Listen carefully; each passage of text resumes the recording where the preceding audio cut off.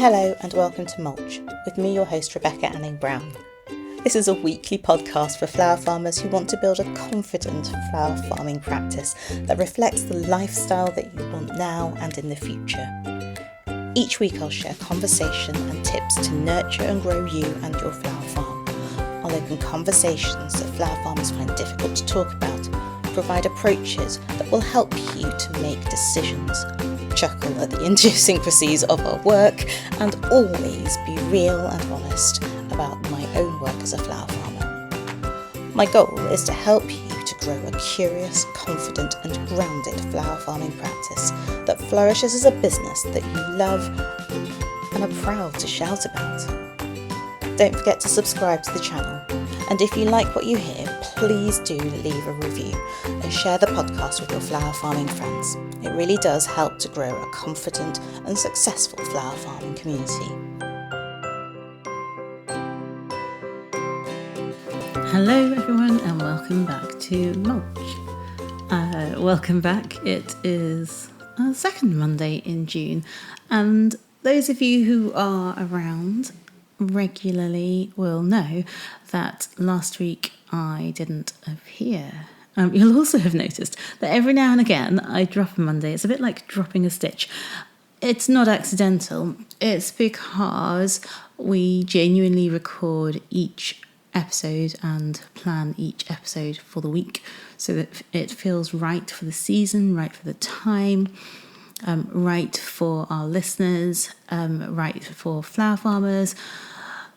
And we definitely haven't been doing this long enough to do what some more seasoned podcasters might do, which is called batching it. So they might sit down with a list of titles and a list of plans and record them all in one go. There are a number of reasons for this. One reason is because we want all the episodes to reflect who we are, how we are in the present moment. And the other is that batching and being able to plan like that requires a degree of concentration and focus that I currently find challenging. And also, it makes me worry that if I produced a list of episodes and just picked one, it might not feel right or sound right to you as you listen. It might well just feel manufactured. And given that we work with sustainable flowers and there's nothing manufactured about our process, or we do have processes and systems, but we're definitely not regimented like a manufacturing process. And I want this podcast, along with everything else we do, to have the flexibility to sit within the world that we are in. So the reasons are probably more interesting than all of that. The reasons why I will take a week off is because I don't write the podcast on my own. You'll know that Anthony challenged me to do an episode a few weeks ago without making notes. And actually today's episode is a rewrite, and I'm going to dedicate it to Susie. Susie, you know who you are. The reason that I'm dedicating this to Susie is because she, along with many of you, sent a request for what happens if. And so I thought I'd record episode number 2 in the land of Overwhelm, which means that episode number 2 will be out later today than planned because it will still need editing by Anthony before it can reach you. I hope that's okay. Thank you very much for your patience. So last week, there was nothing wrong. I wasn't unwell. There were no particularly different life changes. The status quo of chaos with 2 teen/preteens, growing older parents, running a business, looking after my health and Anthony's health hasn't changed. And that juggle is 100% real. It was a busy week for us here at Silver Grey Foliage in terms of flowers and foliage, not related to British Flowers Week. 95% of the orders, I reckon, were in before the week and were unrelated to that specific celebration. It's a fabulous sign. It's one that we're really grateful for, and it is just a continued evidencing of the slow and steady progress of building a business from nothing to something. So why, if nothing was different, did I not produce an episode? And the honest answer is that I didn't have it in me to sit down and to focus with Anthony for a couple of hours and make sure that there was a beginning, a middle and an end that had a progression that made sense and felt useful. Because there was so much going on and so many orders that I really felt the need to concentrate on those things and family rather than trying to focus on adding new content. Because I feel it's really important that I practice what I preach, especially in a business that is mine. So I'm constantly harping on about well-being and looking after yourself and questioning whether you need to be doing everything that you're doing or whether you could just do some of the things that you're doing. And so if I don't evidence that in what I do, I don't feel like I'm being completely honest. And also, it will have a negative effect on my health. And as I've said time and time again, you are your business. I am our business. And that's not me being cocky. That's just the reality of it. If I'm not here, yes, it will run, but it won't run the way that I would like it to. And there'll be many more hiccups and hillocks along the way. And that's not necessary. One of the joys of running your own business is that that's not necessary. You make choices in setting it up to be able to help you to deal with those busy times and the slower times too. All right, I have an itchy nose, so if the sound goes in and out, it's because I'm scratching my nose. Forgive me. All right, so I thought today, dedicated to Susie, I would run through what I did last week. It was a crazy busy week. I didn't have the headspace for an episode. And more importantly, my head felt like it would explode at any moment for the majority of the week until I sat down and did this. So this isn't a method that I've researched. It's not one that I've been taught. I'm not going to suggest to any of you that it's the only way to deal with overwhelm. And I'm not going to suggest that some of you won't have done this already. But I think what is important is the way in which you go about it and the commitment to following it through. So the first thing I did is sit down with a cup of tea in a chair without my phone and without my laptop and with good old-fashioned pen and a notebook that usually sits on my desk and or comes to all meetings with me. I sat down with that, opened a fresh page, added the day's date at the top, and I wrote. I literally wrote a list that was 6 or 7 pages long of every single activity and job that was blowing my brain. So much so that I was tired. Like I just didn't have the energy to do anything. My brain felt like it was running at kind of children pace when you want them to get out of bed in the morning, or grandparent pace when you want them to do something a particular way with the children. They desperately want to do it their own way. Or I could carry on, but I might get slightly rude actually, so I'm not going to. But the key thing is that I felt like my brain had slowed to sludge. And it's been there before, and it will be there again. And I'm not for a moment going to suggest that I had suddenly regained the ability to read thousands of pages, assimilate them and use them, interpret and apply. That's definitely not the stage that my brain went back to after doing that massive brain dump. But it didn't feel like it would explode anymore. And I could see, because of the pages and pages and pages of things I had tried to hold in my head, I could see why it was struggling. And I think this is probably quite a common expression. It was as though I had like a million tabs open in my brain and they were all trying to function and none of them were functioning. And when I say I wrote everything down, I mean everything from needing to make sure that my son brushed his teeth before bed to starting to look into holiday clubs for summer, which I'm sure the organised ones amongst you will have done, but I definitely haven't, making dinner for tonight, thinking ahead to Father's Day, and all those kind of family juggle things, to knowing that I need to get a final round of seeds sown for this season, and knowing that I desperately need to get the biennials done, and knowing that there are beds that are weeding over because of this glorious, wet and slightly sunny, but actually mainly quite dull weather that we're having in Yorkshire, and so on and so forth. I wrote down the orders that I needed to cut, the customers I needed to get back to. I think I wrote down about 300 times, I must deal with my inbox. I wrote down things like swapping the credit card from a credit card where it is, because the interest rate has just appeared, to a 0% interest rate one. I literally wrote everything down. I literally can't tell you the immense relief that came after that.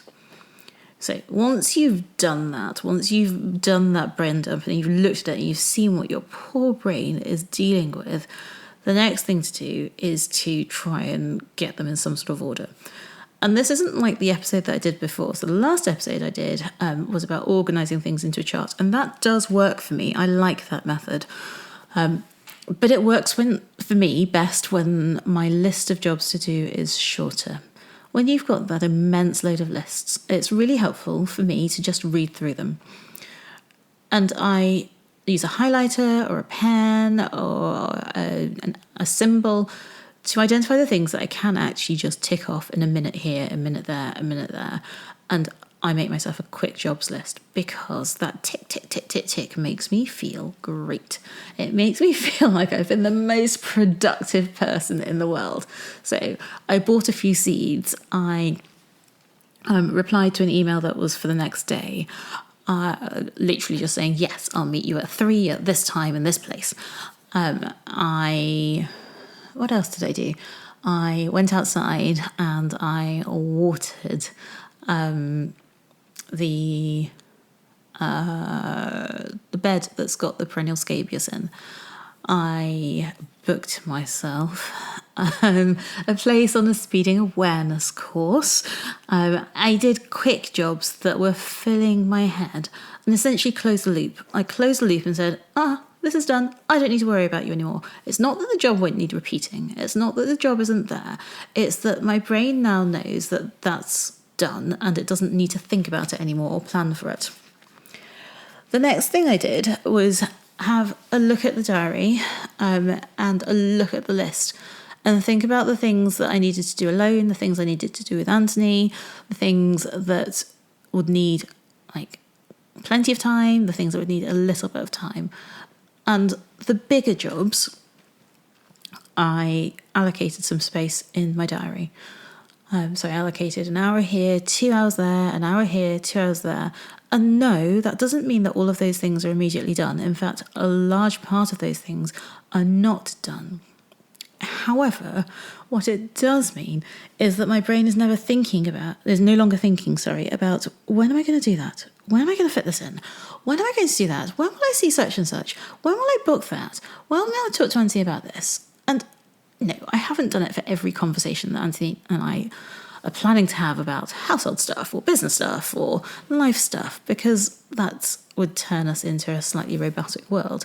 But what I have done is plan in a kind of dinner date with Anthony that is a business dinner date, very sad, at home, not out and about, and then a dinner date that is on the weekend, again at home, after children's bedtime, where we can have dinner, play a board game or watch a film or something. So I've kind of planned both of those things into the diary so that I know that they're going to happen. So I'm not thinking, oh goodness, all Anthony and I ever do is talk about the business and the children, and there's no time just to have fun and just try and be a normal married couple. But I suspect that we are actually a normal married couple, talking to my friends and other flower farmers around. There's so much life stuff going on, it feels, for everyone, that almost takes priority over that kind of joyous, kind of freeness that there is at the beginning of married life, often, not always, and certainly when you're dating, courting, whatever it is we call it these days. So that's what I did with the kind of bigger stuff. And then I've got a list of medium-sized chunks. So those medium-sized chunks are all not short enough for me to just tick off really quickly. And they are not big enough to need a big chunk of time in the diary. And I have literally put those on a list on my desk so that when I sit down, I can look at it and think, oh, actually, no, I can do that now. Or that sits really nicely with this. I'm going to squeeze it into that space and get it all done. And if it takes me an extra 10 minutes, as long as I'm not going to be late to pick the kids up, or as long as I'm still going to be able to make dinner on time, or as long as I'm still going to get to the field and meet Gemma, or I'm going to deliver my orders, that's okay. Like an extra 10 minutes, an extra 15 minutes, like it's not going to end the world. So that's the process that I went through. And like that's my process that I applied on that occasion. I have quite a few processes for the Land of Overwhelm that I've developed over the past couple of years, because it's a situation that arises for many of us around many circumstances. And I think it's really helpful to have a plan and to have a kind of shopping bag of plans. So let's look now at the flower farming world, because actually that approach could be applied to anyone, anywhere, for everything. So especially for those of you who are listening who aren't flower farmers, I really hope that was helpful.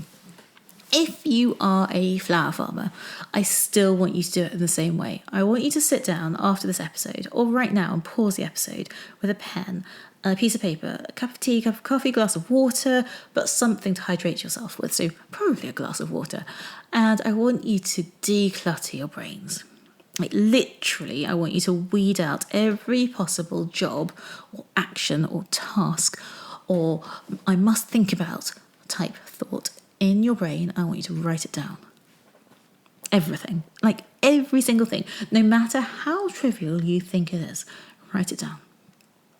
And I want you to go through the list and see what you can tick off in the next 15, 20 minutes.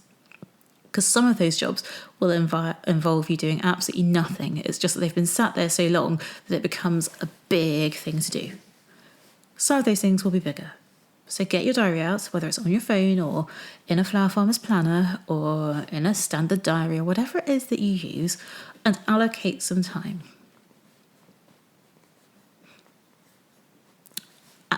The most important thing about leaving that time, about allocating that time, is that you have to commit to actioning what you've said you're going to do when you're going to do it. So don't overcommit. Don't say, tomorrow's Tuesday and tomorrow afternoon I am going to clean the whole house, do the whole food shop, and sow all of my biennials. On top of that, tomorrow afternoon, between the hours of 2 and 4, I am going to learn the Midnight Sonata and read that flower book that I really want to read. Be realistic. Give yourself a break. Just because you've got an enormous list doesn't mean that you need to get it all done this week, because most of it can wait. Most of it can get done in the next week, 10 days, 2 weeks, 3 weeks, or even 4. Even things like sowing the biennials. It's the beginning of June. If they're not sown, then you've probably got another 4 weeks when it's definitely safe, and 4 weeks after that when it's a bit risky. And then 4 weeks after that, so we're heading into September when it's a bit pointless. Okay? So 3 to 4 weeks within which to get it done. 8 weeks, tops. But at the end of that 8-week period, you're heading into the risky zone where they're not going to be big enough to go in the ground. And if they're not big enough to go in the ground, then they're not going to give you tons of stems this time next year. And then after that, to me, it's a bit pointless. Definitely up here in Yorkshire, there is no point in sowing biennials after the end of middle to end of August. Middle, really, is where I would draw my line, because they won't get big enough, with the exception of Hesperus. So Hesperus will get big enough, and Hesperus is pretty hardy, and it will do. The question is, how much Hesperus do you really need? So if you want the others, and again, in my humble opinion, there are only so many biennials that are actually worth their weight in gold, even with the May gap and the June gap and all of that jazz. For me personally, there aren't that many that I sow. And so I think it's really important that you just prioritise what's essential, and the luxuries, can do without really. You'll have flowers. We always have flowers.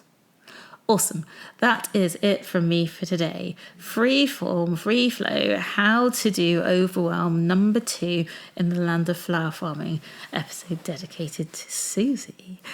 If you'd like an episode dedicated to you, the way to get that to happen is to drop me an email.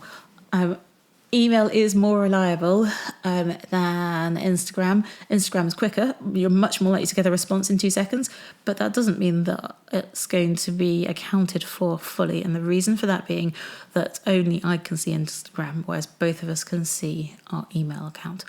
And therefore, things that I miss will get picked up by my safety net. My wonderful husband, Anthony. Okay, enough of that soppiness. It is time for me to say bye-bye. Before I go, there are 2 courses and a number of short courses that are on their way out to you. The first course is the one that I've been talking about. It is the one about flower farmers who have done at least a year of practice, but maybe 2, and who are wanting to move their business from doing okay. You're just going to hear me typing because my computer, rather worryingly, has decided to go onto...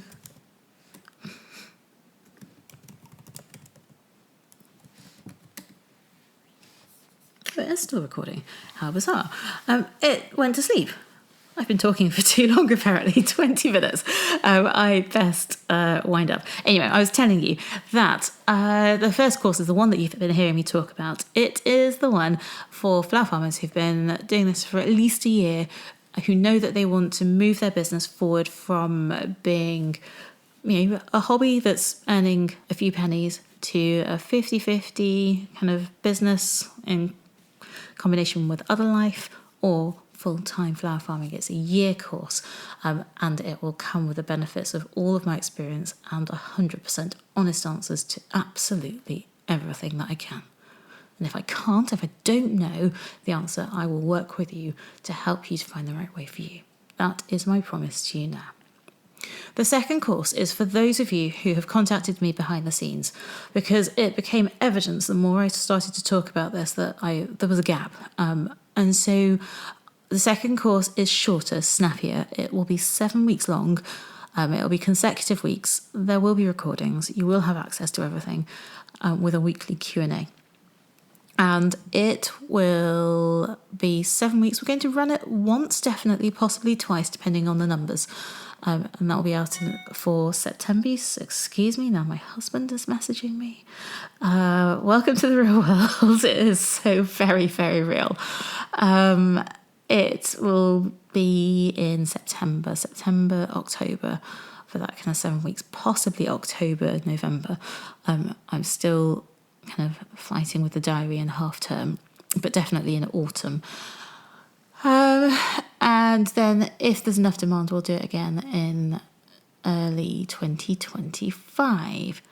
There are also a number of short courses coming on those areas that people find tricky.